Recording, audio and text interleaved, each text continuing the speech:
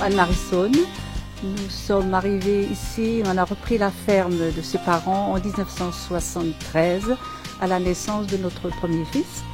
On habitait à Metz avant et on a décidé de revenir à la campagne et de reprendre la maison et on a commencé les travaux. Et depuis, on n'arrête pas.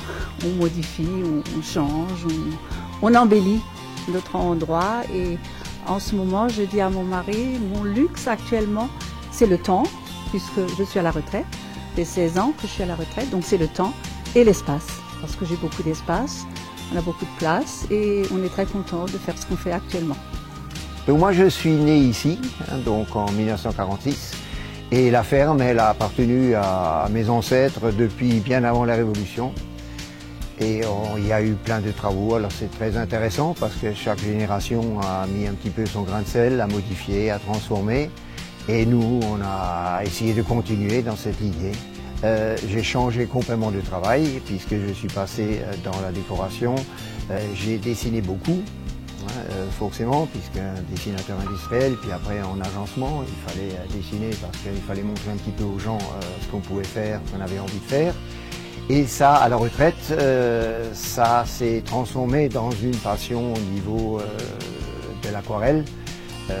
Comme j'ai travaillé beaucoup dans le bois s'est rajouté et j'essaye de faire des combinaisons, de faire revivre du bois qui normalement est prêt à être détruit, à être brûlé. Et de reprendre ça et puis lui donner une nouvelle vie.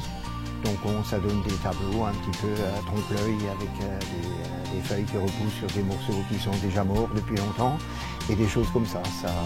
C'est quelque chose qui me tient bien à cœur. J'ai toujours été passionné par la mécanique et arrivé en Alsace, vu la place dont je disposais pour mettre les différentes voitures ou autres, je me suis vraiment fait plaisir en investissant, disons, à trouver une Jeep de 1943, une coccinelle de 1970, la tondeuse qui est là en 1973. Le rotondor tracté a été étudié pour servir et durer. J'ai gardé la facture du 22/8/1973, payé 3000 francs à l'époque aux établissements Anne Schumacher à Merzwiller pour l'acquisition de la tondeuse. On s'est retrouvé devant un très grand verger, très accidenté, il y avait des feuilles à ramasser, il y avait des grandes herbes, il y avait pas mal de choses qui n'étaient pas du tout une tonte traditionnelle. Et on a donc trouvé cette tondeuse avec un carter en aluminium fondu, très costaud, soit 53 cm de largeur de coupe. Elle est équipée d'un embrayage de sécurité sur la lame, ce qui évite de casser le moteur.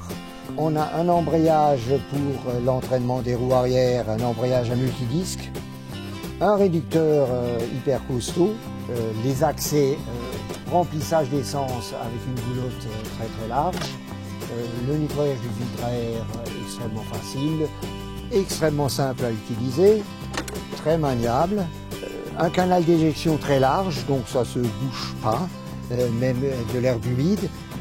On a un panier extrêmement pratique de grande capacité qu'on peut vidanger très facilement. La poignée de lancement du moteur bien en main. J'ai jamais touché au moteur, même pas en 45 ans pour le réglage de l'allumage. Donc les ingénieurs, quand ils faisaient quelque chose, que ce soit la Jeep, la tondeuse ou même Volkswagen, la coccinelle, il n'y avait pas d'obsolescence programmée. On faisait quelque chose, une belle pièce qui devait tenir et qui devait faire plaisir à l'utilisateur. Et quand les enfants ils étaient tout petits, ils aimaient bien jouer aux Indiens dans le verger. Et comme l'herbe elle était très très haute à l'époque, pas comme en ce moment où il fait très sec, je m'étais amusé l'une autre année à faire des petits chemins entre l'herbe haute, donc ils pouvaient facilement se cacher. Et ça leur faisait les petits chemins pour jouer aux Indiens, aux cow-boys là-dedans. C'était super parce que, disons, comme la tondeuse, elle calait pas, elle passait partout. J'avais de l'herbe de 80 cm de haut et puis ça faisait des petites niches pour se planquer. Et ils adoraient jouer là-dedans. Ma rotondor qui a 45 ans, donc où j'ai eu plein de souvenirs avec elle, des souvenirs en commun. Peut-être pour la 50e anniversaire, pour le demi-siècle, on pourra la mettre au musée et puis passer sur une technologie beaucoup plus contemporaine, beaucoup plus moderne, plus écologique, plus silencieuse, hein, avec les mêmes performances que mon ancienne machine.